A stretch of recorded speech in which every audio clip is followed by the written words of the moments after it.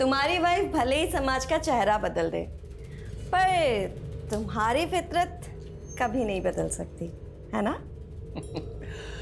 मेरी वाइफ की तरह जर्नलिस्ट से तुम भी हो, तो मान लो कि आज मैंने अपनी वाइफ की जगह मैंने जर्नलिस्ट बदल ली।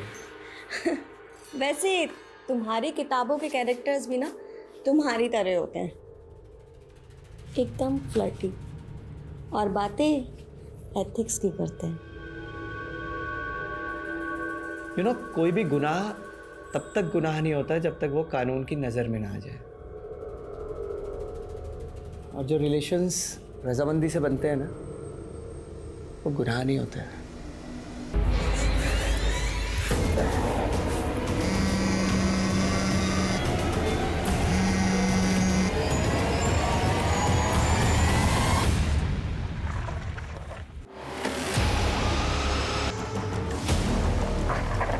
सर, एक रागिर ने लाश देखी तो हमें कॉल किया। आइए सर, लाश को देख के लगता है कि किसी ने इसका गला दबाया है। और सर, पास में हमें एक रस्सी भी मिली है। हो सकता है इसी रस्सी से इसका गला दबाया गया हो। और बॉडी पे एक्सटर्नल इंजरी के कोई मार्क्स भी नहीं है? नहीं सर, कोई मार्क्स नहीं है। सर, हमें एक कार मिली है, लावारिस कार। सर, शायद इसी कार से लाश डंप की गई है। क्रिमिनल इस कार को यहीं छोड़कर चला गया होगा। या सर, ये भी हो सकता है कि ये कार चोरी की हो। हाँ, लेकिन ये भी तो हो सकता है कि ये कार इसी लड़की की है। कार में कुछ मिला? इस कार के पेपर वगैरह? नहीं सर, कार में कुछ नहीं मिला। मैंने अच्छे से चेक कर लिया है और कार की डिटेल निकालने के लिए भी बोल दिया है।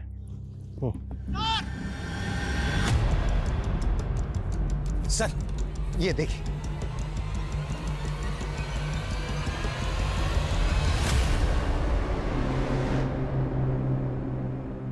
सर, पार्सल सुमन सिंह। ठीक है सर, वो कार किसकी है ये पता चल गया। वो कार जर्नलिस्ट सुमन सिंह की है। जर्नलिस्ट सुमन सिंह?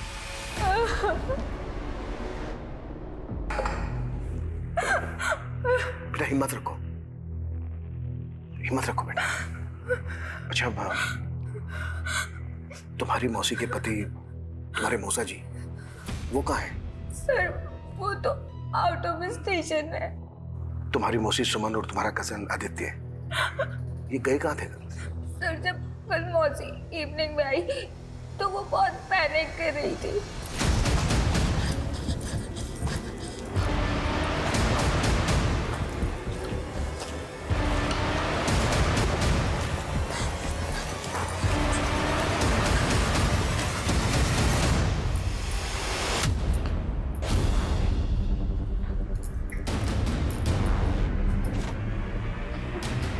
मौसी, तुम्हारी मौसी अपने साथ गन लेकर गई थी और बहुत सारा कैश भी। लेकिन बेटा गई कहाँ थी? उन्होंने कुछ नहीं बताया। कल से मौसी का और आदित्य का सर कुछ भी नहीं पता चल रहा। मैंने मौसा जी को भी कॉल किया, लेकिन उन्होंने भी मेरा फोन नहीं उठाया। अच्छा बेटा, तुम हमें अपने मौसा जी का नंबर दो। Officer, you are responsible for the law and order of this city. Please बताइए किसने मारा है मेरी बीवी और बेटे को। हम इन्वेस्टिगेट कर रहे हैं। आप 3 दिन से कहाँ थे? मैं अपनी बुक लॉन्च के लिए दिल्ली गया हुआ था, लेकिन पहले आप बताइए कि आप पहले हमारे सवालों का जवाब दीजिए। आपकी पत्नी घर से इतना सारा कैश और गन लेकर कहाँ गई होगी? इंस्पेक्टर, मुझे इस सब के बारे में कुछ नहीं पता। आलिया फोन कर रही थी आपको, आपका नंबर लग नहीं रहा था। आपकी पत्नी सुमन से तो बात हुई होगी? सुमन का कई बार कॉल आया था, लेकिन मैं इतना बिजी था कि मैं उसका कॉल आंसर नहीं कर पाया। बाद में मेरे फोन की बैटरी चली गई एंड अनफॉर्चुनेटली मैंने चार्जर भी कैरी नहीं किया था। किसी पे शक है आपको? सुमन वॉज अ नोन जर्नलिस्ट। वो अक्सर पोस्टमार्टम के बाद बॉडीज आपको सौंप दी गई।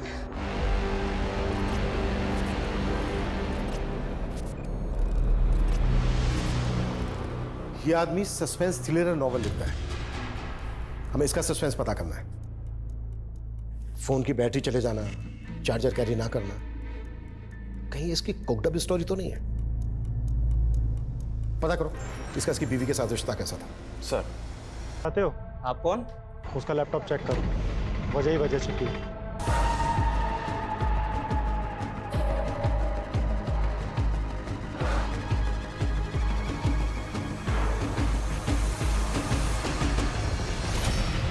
ये बाथरूम में भी चेक करो, और ये उधर जो कमरा है उसको भी अच्छे तरीके से चेक करो। ऑफिसर मैं आपको कह रहा हूँ वो मेरे बच्चों का कमरा है, और जो लैपटॉप आप ढूंढ रहे हैं सुमन का वो उसकी कार में मिलेगा आपको, प्लीज चेक कीजिए आप। लेकिन हमें मिला तो नहीं, और आप इतने कॉन्फिडेंस से कैसे कह सकते हैं कि लैपटॉप कार में ही होगा? सर क्योंकि सुमन जब भी घर से बाहर जाती थी तो अपना लैपटॉप अपने साथ कैरी करती थी, that's why I am assuming. अच्छा, सुमन के ईमेल का पासवर्ड तो होगा आपके पास में? No sir. घर से क्या क्या सामान चोरी हुआ वो चेक किया आपने? करीब 5 लाख रुपए मिसिंग है। और हाँ ऑफिसर, वो गन जो सुमन अपने साथ लेकर गई थी, उस गन के बुलेट्स अभी तक हमें अलॉट नहीं हुए हैं।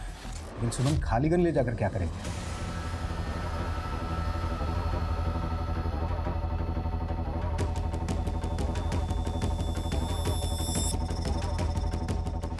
सर कांस्टेबल यादव को जो कॉल आया था वो मायापुरी के एक पीसीओ से था, लेकिन ये मालूम नहीं चल रहा कि वो कॉल किसने किया था। सर कहीं कोई हमें सुमन के लैपटॉप में उलझा के भटका तो नहीं रहा?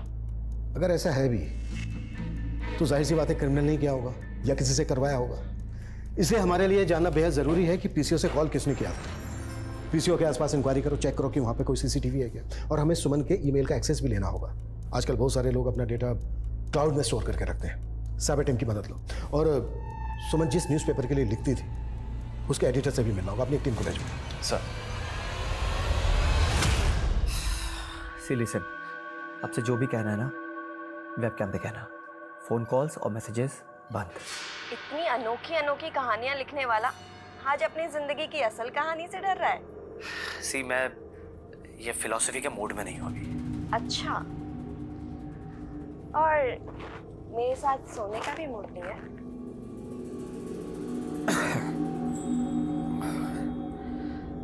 सी वर्तिका, अच्छा, अगर मैं तुम्हें कहूँ कि मैंने तुम्हें एक्चुअल में रिकॉर्ड कर लिया तो? व्हाट? अरे बाबा, मजाक कर रही हूँ। देखो वर्तिका, तुम कौन है?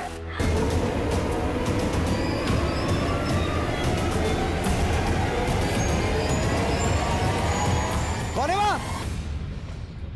क्या हुआ मौसा जी?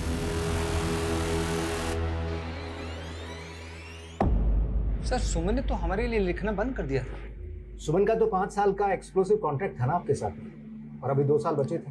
हाँ वो तो ठीक है सर, लेकिन उसने कॉन्ट्रैक्ट खत्म करने के लिए कहा था, और वैसे भी वो खुद का न्यूज़ पोर्टल बनाने वाली थी। अच्छा, क्या लगता है आपको सुमन और उसके बेटे सर को- मुझे पता लगा कि आपको क्राइम सीन पर एक रस्सी मिली जिससे सुमन का गला दबाया गया। सर दरअसल सुमन गोंडा मर्डर केस की स्टडी कर रही थी, जहाँ एक भैंस को बांधने वाली रस्सी से विक्टिम को बांधा गया और बाद में उसको मर्डर कर दिया गया। भैंस को बांधने वाली रस्सी? क्या केस था? गोंडा का केस है सर, क्रिमिनल भी काफी पहले पकड़ा जा चुका है। मुझे नहीं लगता कि उसका सुमन और उसके बेटे के मर्डर से कोई कनेक्शन होगा। मैंने अपने करियर में कई केसेस ऐसे देखे हैं कि जिन मुद्दों को हम लाइटली लेके छोड़ देते हैं, बाद में केस का असल मुद्दा वही निकलता है। ये गोंडा केस की फाइल मेरे कैबिनेट में भिजवाओ। और आदित्य का पता चला उस दिन कहाँ था वो? सर हमने उसके स्कूल से लेकर घर तक काफी पूछताछ की, लेकिन पता ही नहीं चल रहा है कि वो और उसकी माँ उस दिन गए कहाँ। सर सुमन का क्लाउड ओपन हो चुका है, उसमें कई सारे इन्वेस्टिगेटिव फोल्डर्स भी हैं। ग्रेट।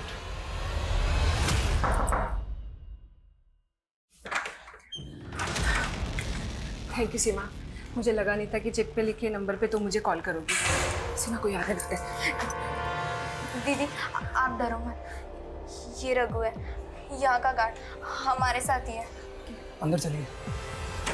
दीदी मैंने इन्हीं के फ़ोन से फ़ोन किया था, ये बहुत अच्छे हैं। सीमा, मैंने सुना है कि इस ऑर्फनेज की बच्चियों के साथ ज़्यादती होती है। ज़्यादती तो बहुत छोटा शब्द है। यहाँ का मैनेजर हम लड़कियों को बड़े बड़े पार्टीज में भेजता है, और वहाँ हमारे साथ। सीमा डरो मत, मैं तुम सबको इंसाफ दिलाऊंगी। ओके रघु, तुम उस मैनेजर के खिलाफ बयान दोगे? मैडम वो मरवा देगा, लेकिन मैं सीमा की मदद भी करना चाहता हूँ क्योंकि मैं इसे प्यार करता हूँ। बाकी क्लिप्स में तो ऑर्फनेज से जुड़ा हुआ कुछ नहीं मिल रहा। ऑर्फनेज की वो लास्ट क्लिप थी, और वो क्लिप थी 12 तारीख की। सुमन का मर्डर हुआ 16 तारीख को, और अभी हाल ही में ऐसी कोई न्यूज़ ब्रेक नहीं हुई है। इसका मतलब यह है कि सुमन इसने उसको ब्रेक करने वाली थी और उससे पहले उसका मर्डर हो गया।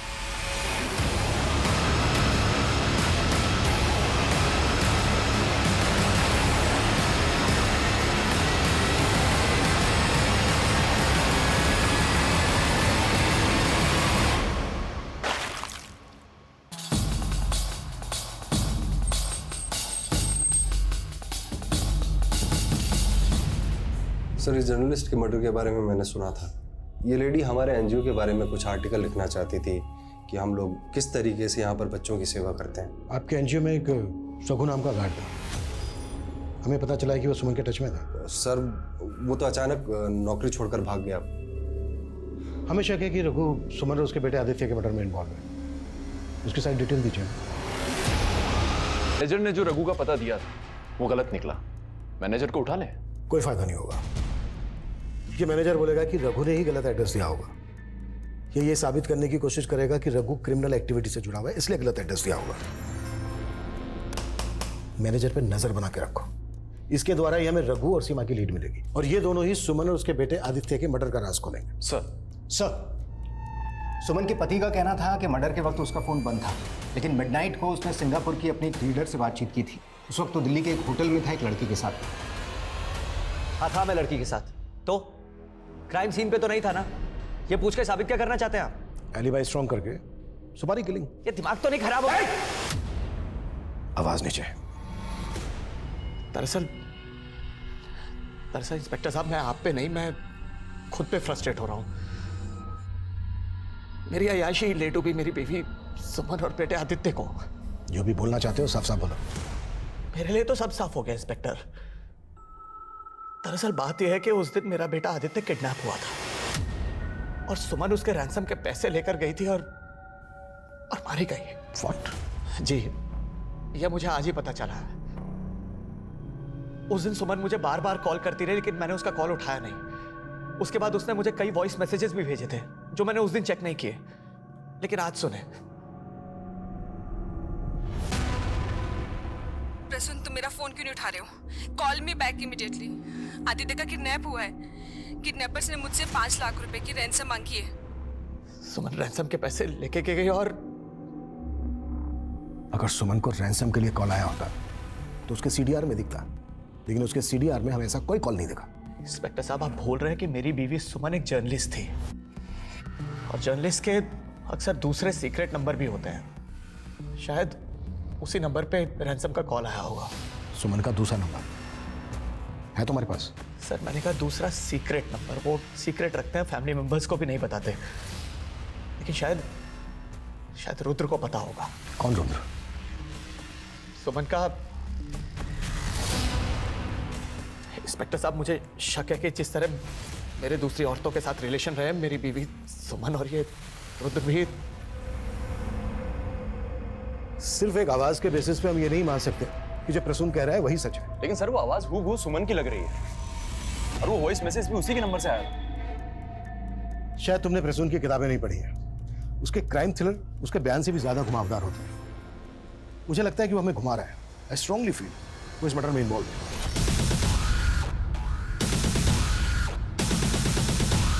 सर, सुमन कोई दूसरा नंबर यूज नहीं करती थी। उसका पति झूठ बोल रहा है। वो तो ये भी कह रहा है कि जरा रिश्ता था उसकी पत्नी सुमन के साथ। सर, कैसी बातें कर रहे हैं सर? मेरा और सुमन का कोई रिश्ता नहीं था। सर, मैंने आपको फोन किया और आप मुझ पे शक कर रहे हैं। वो पीसीओ से कॉल तूने किया था? जर्नलिस्ट सुमन के मर्डर की वजह जानना चाहते हो? लेकिन सुमन का लैपटॉप तो हमें मिला नहीं और तूने कॉल करके कहा था कि उसकी मौत का कारण उसके लैपटॉप में मिलेगा। सर, एक्चुअली सुमन एक ऑर्फनेज को इन्वेस्टिगेट कर रही थी। लैपटॉप में उसी की क्लिप थी। मैं और सुमन मिलके एक न्यूज़ पोर्टल लॉन्च करने वाले थे और वो ऑर्फनेज की न्यूज़ ही हमारी पहली पब्लिश न्यूज़ होती।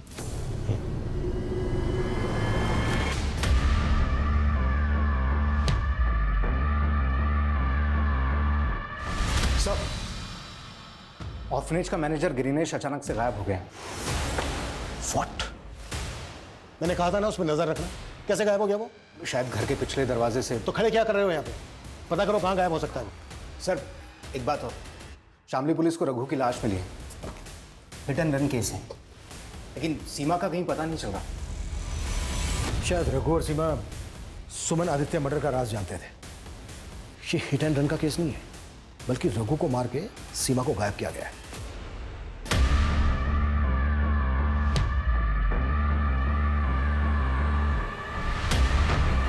आइए सर। और लाश के पॉकेट से हमें एक आईडी मिली है जो प्रसून की है सर। सर हमने आसपास काफी सर्च किया लेकिन कहीं भी कटा हुआ सर नहीं मिला। हाँ सर, लेकिन यहाँ से 500 मीटर दूर पे हमें एक कार मिली है जो प्रसून की है। उस तरफ? जी सर। गाड़ी में कुछ ब्लड वगैरह मिला क्या? नहीं सर, कार एकदम क्लीन है। लेकिन सर आदित्य की किडनैपिंग, रैंसम और सुमन के वॉइस मैसेज के बाद में हो सकता है ये प्रसून की एक नई साजिश हो। अपने आप को मर्डर चार्जेस से बचाने के लिए किसी की लाश को डूब करके भाग गया होगा। एक फेमस बुक ऑथर अपने आप को इस तरह से गायब करे, इस पे यकीन करना थोड़ा सा मुश्किल है। पर कभी कभी गुनाहों की दुनिया किताबों की दुनिया जैसी काल्पनिक लगती है। क्या ये भी इसी तरह का अपराध है? सर हम लाश का डीएनए आदित्य के डीएनए से मैच करते हैं। रिपोर्ट आने में बहुत टाइम लगेगा। तब तक तुम ये पता करो कि प्रसून का कोई जानने वाला गायब है क्या, जिसकी कदकाठी उस सरकटी लाश से मैच करती है। Okay sir. सर आप मुझे बेकार में परेशान कर रहे हैं। अगर ये सब प्रसून ने किया है तो मैं। आलिया? कौन? वो सुमन की भतीजी? Yes sir. लेकिन उसका नाम इस लिस्ट में कैसे हो सकता है? मेरी पेरेंट्स की मौत के बाद मैं अपने चाचा चाची के साथ रहने लगी थी, लेकिन मेरे चाचा वो मुझे रोज मैंने मेरी चाची को कभी ये बात नहीं बताई, लेकिन उनको ये बात पता चल गई और उन्होंने मुझे ऑर्फनेज में भेज दिया। ये ऑर्फनेज वाले तुम्हें पार्टीज में भी भेजते थे क्या? तुम मेरा मतलब समझ रही हो ना मैं क्या पूछ रहा हूँ? नहीं, मैं वहाँ 1 महीना रही थी, लेकिन मेरे साथ ऐसा कभी नहीं हुआ। लेकिन सीमा बताती है कि उसके साथ ये सब होता रहता था।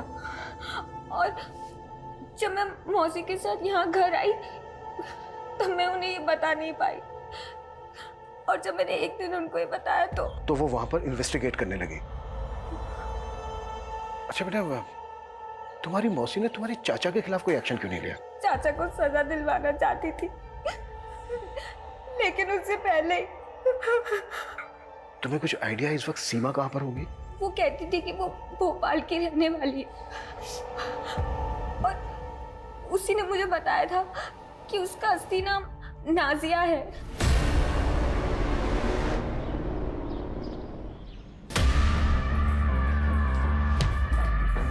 मैं दरवाजे पर ताला लगा कर जा रहा हूं। बाहर निकलने की कोशिश भी मत करना, समझी?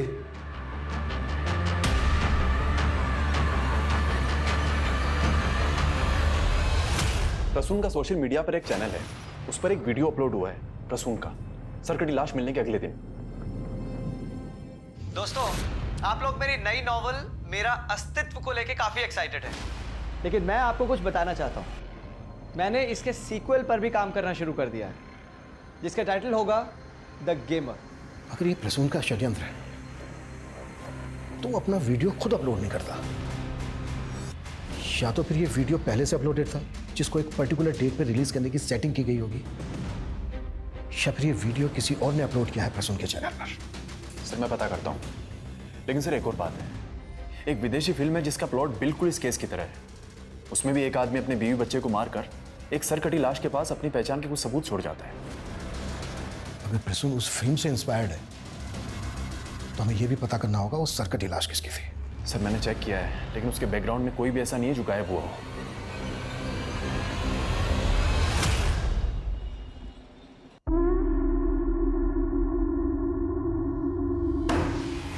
चल खाना खाने।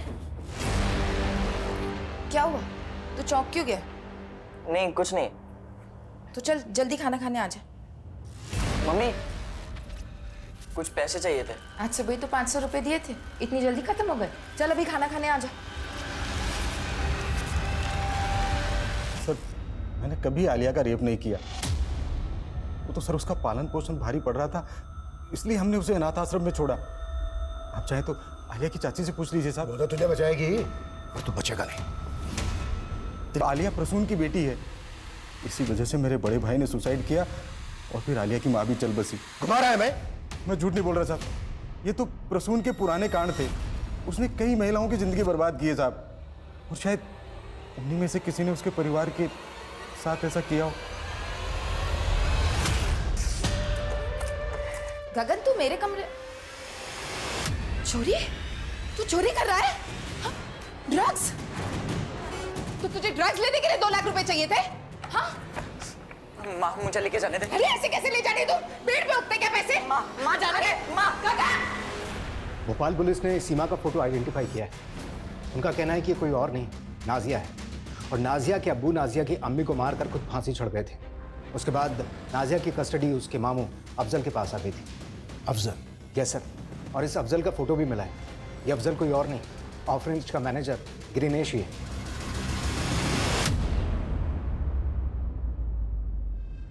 सीमा उर्फ नाजिया, ऑर्फनेज के मैनेजर ग्रीनेश उर्फ अफजल की भांजी।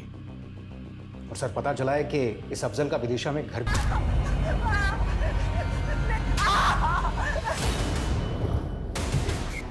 आइए सर, ये रूम है। ताला दो।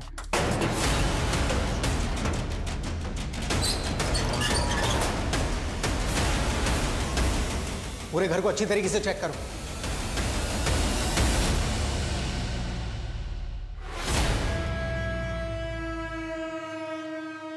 नाजिया,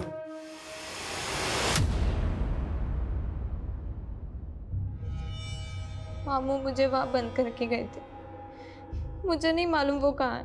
और तुम्हें ये तो मालूम होगा, तुम्हारा मामू अफजल ऑर्फनेज में ग्रीनिश बन के रह रहा था और तुम सीमा। चल क्या रहा था ये? मैं अपने ही मामू की कठपुतली बन के रह गई थी। वो मुझे उस अनाथ आश्रम लेके गए और बाकी लड़कियों के साथ मुझसे भी धंधा। रघु को मुझसे हमदर्दी थी, वो मुझे बचाना चाहता था। जर्नलिस्ट सुमन भी तुम्हें बचाना चाहती थी और तुम्हारे साथ साथ बाकी लड़कियों को भी, और मारी गई वो। सर मैं सच कह रही हूँ, मुझे इस बारे में कुछ नहीं पता। पर उस रात जब वो वहां आई थी तब। दरवाजा खोल, खोल दरवाजा, नहीं तो खोल दरवाजा, खोल। हाँ? किससे बात कर रही थी तू? किसी से बात कर रही थी? किसी से नहीं। अब तू क्या कर रहा है? बाहर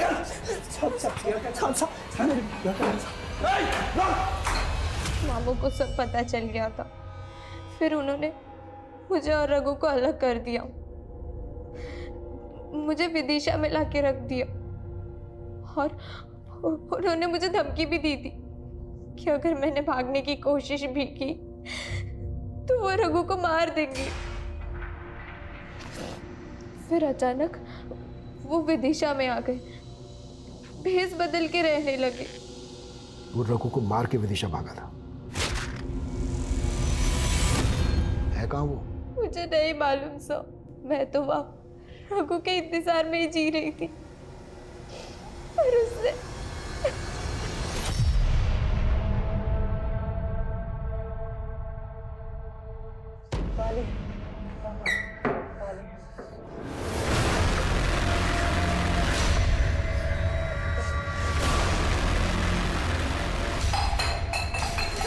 पानी वानी कुछ नहीं मिलेगा इससे। तड़पने दो और तड़पने दो, तड़प दो।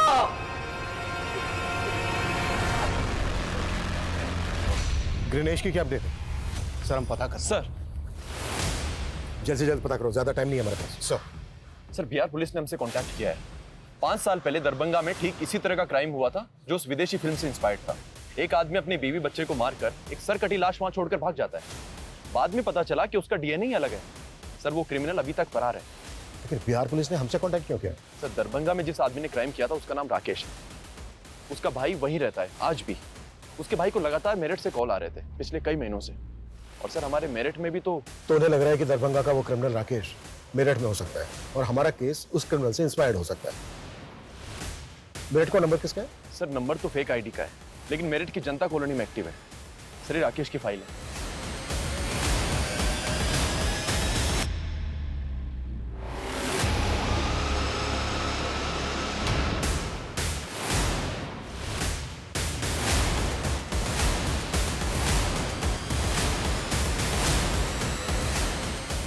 सुनिए, ये इनको कहीं देखा है, पहचानते हैं? ये तो रोहित भाई है, अभी अभी सिगरेट लेके गया। किधर गया? इधर गया। अनिल,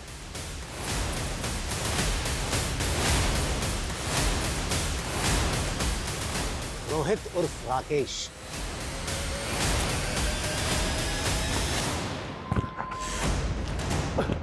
5 साल से दरभंगा पुलिस को चकमा दे रहा था और फिर सर मैं विदेशी फिल्म की स्टोरी को अपनी रियल लाइफ में कॉपी करने की सोचने लगा और फिर मैंने एक भिखारी ढूंढा और उसका सर काट के अलग कर दिया और उसकी जेब में अपनी आईडी डाल दी।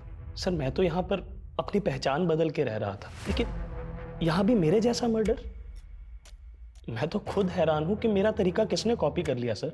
चल एक बार को मान लेते हैं कि तू सच बोल रहा है। तो ये बता, यहाँ पे ये बात तूने अपनी किसी को बताई थी? एक दिन नशे में एक लड़के के आगे मुंह खोल बैठा था सर। मुझसे चालाकी करने की कोशिश भी मत करना, तू जानता नहीं मैं क्या चीज़ हूँ। अबे दरभंगा पुलिस को 5 साल से घुमा रहा हूँ, तू क्या चीज़ है? कौन था वो लड़का? गगन।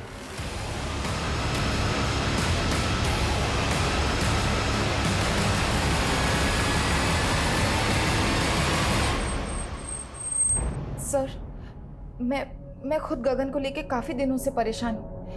पता नहीं कहाँ चला गया वो। कहीं चला गया? तो छिपा के रखा उसको कहीं? मेरे बेटे को ड्रग्स की लत है, उसको यहाँ रोक के रखना आसान नहीं है।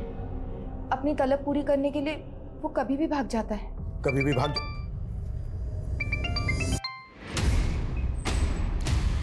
हाँ मनीष बोलो। सर रोहित उर्फ राकेश के मोबाइल में गगन और एक बच्चे का वीडियो मिला है। वीडियो?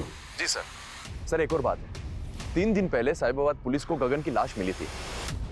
जब उसकी पहचान पता करने के लिए उसका फोटो हमारे थाने में आया तो मैंने उसे नोटिस किया।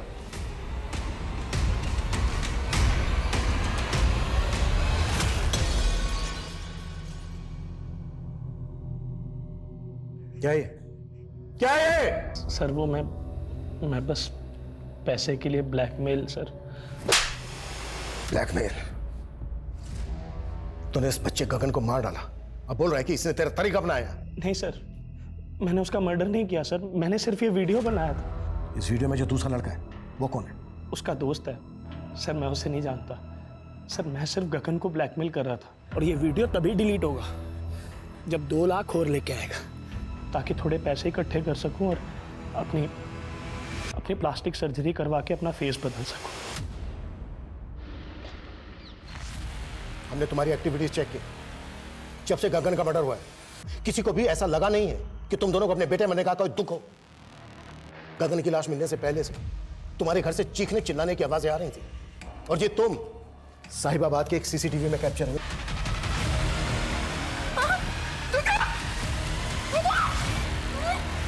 उसके बाद हमने उसे कमरे में बांध दी, सोचा उसकी ड्रग्स की आदत छूट जाएगी, लेकिन वो तो और भी ज्यादा खतरनाक हो गया। ले खाना खा ले।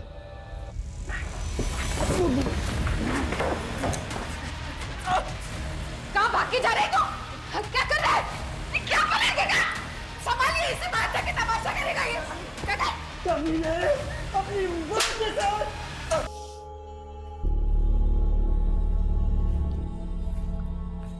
हाँ मनीष।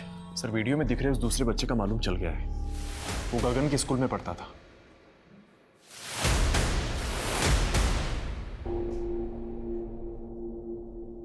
इस वीडियो में गगन के साथ जो दूसरा लड़का है वो तुम हो। जो क्यों अब? सर वो गगन नशे में पागल हो जाता था और मैं भी। सर फिर गगन ने मुझे बताया वो आदमी ब्लैकमेल कर रहा था, उसे पैसे नहीं देते तो वो वीडियो अपलोड कर देता। सर रोहित ने 8 लाख रुपए लिए गगन से। इतना सारा पैसा कहां से आया तुम लोगों के पास? सर वो गगन का माइंड था सर, उसके दोस्त ने बोला कि आदित्य को उठा लेंगे तो। गगन का कौन दोस्त? सर उसको मैं नहीं जानता सर, वो बस उसका नाम मालूम है, गोविंद। वो आदित्य को मोबाइल गेम का शौक था तो गगन ने उससे दोस्ती की और उसे बोला कि उसे गेम खेलने देगा अपने फ़ोन में। फिर हम उसे ले आए और अपने बेटे को जिंदा देखना चाहती है तो 5 लाख रुपए लगेंगे। आप प्लीज मेरे आदित्य को कुछ मत करना, बस मैं अभी आपके पास पहुंच रही हूँ। मैंने पे किया था सर। तुमने सब पैक कर लिया ना? हाँ कर लिया है। कुछ रहा तो नहीं? नहीं नहीं। चलो चलो।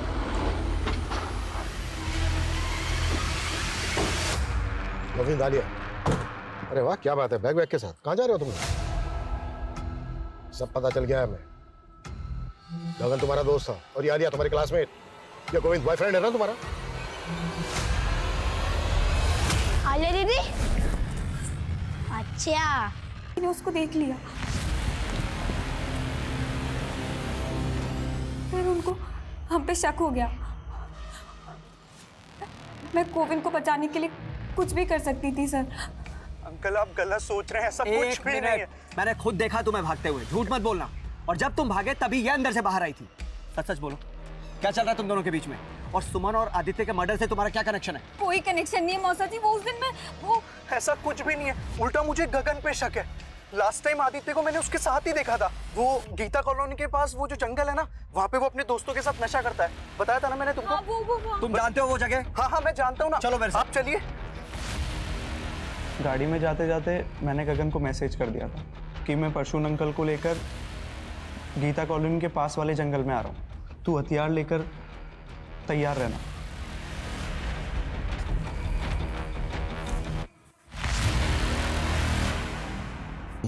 तुम्हारी मौसी तुम्हें ऑर्फनेज से लेकर आई,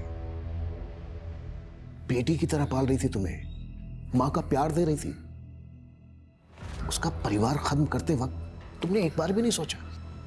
गोविंद और परम जैसे बच्चे जितने बड़े दोषी हैं, उतना ही दोष शायद आलिया का भी बता पाता तो शायद रोहित उसे ब्लैकमेल नहीं कर पाता। अगर गोविंद ने उन दोस्तों से मदद नहीं ली होती जो पहले ही नशे के दलदल में थे, तो परिणाम कुछ और ही होता। सोचने वाली बात है कि हम बड़े से बड़े फैसले अकेले ले लेते हैं, पर उन्हें अपनों से, अपने परिवार से साझा नहीं करते, ये सोचकर कि घर परिवार के लोग ही तो है ना, उन्हें हर चीज बताने की जरूरत ही क्या है।